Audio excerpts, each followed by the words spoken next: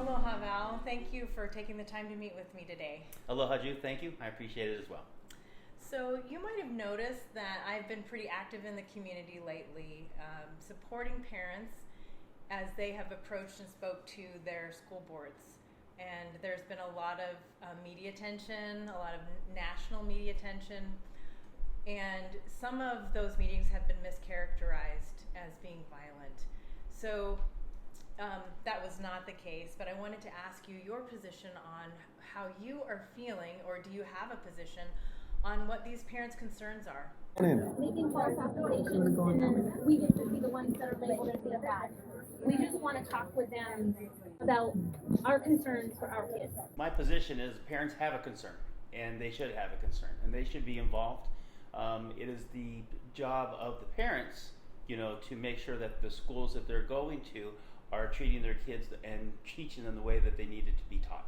So it's parents first for their students, and then the teachers and the governing bodies around these school boards need to listen to the parents. And I know the mask wearing has been the huge thing, and I don't believe it's safe or fair for the kids to be in these masks for extended periods of time. Sir, this is a nonpartisan location. Mm-hmm. So you were elected to represent the people. Elected to represent the parents. You're not representing the people right now. I'm elected to represent the students and the staff of this district. That's actually fully untrue. Not true. Untrue. It is elected for. Absolutely. Wow. Not. We encountered a lot of law enforcement there at these different school board meetings. So my next question is, what do you feel like the role of law enforcement is? The meeting has officially been canceled. So not adjourned because it was never started. It has been canceled. Okay. At this point, everybody needs to leave. Well, look, man, you're making it more difficult. No, I'm not. We're walking out. Okay, so now you're putting hands on me. I'm escorting you out. Yeah, I found that interesting because usually cops are called when there's a victim involved, a crime, and there's a victim, and then then the cops are called. It was more of a security detail is what they became, as opposed to really being a necessity, because there was no crime committed. Parents came out to a meeting to speak their grievances. There was nobody hurt. If they wanted security, they could have hired an armed security group to protect them. But instead, they're falling behind the police as their protectors for whatever reason.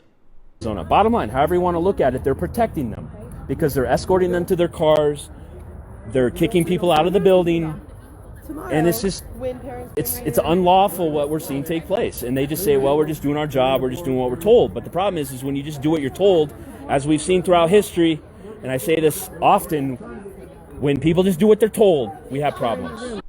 I know that it's difficult to say, but what do you think you would have or could have done in that situation differently? Hindsight being 20/20 of what should or should not have happened, I think the key is leadership, or in this case, the lack of leadership that the board members of the Vail School District had.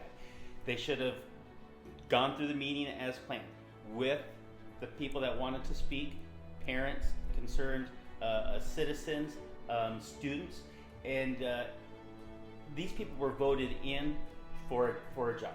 Their responsibility is to the people. Even if they didn't want to hear the upset conversations and have to deal with the tough questions that they were going to get addressed, their leadership was lacking. So instead of hosting a meeting, being leaders, they took off scared because they didn't want to address the elephant in the room, which it was an elephant in the room.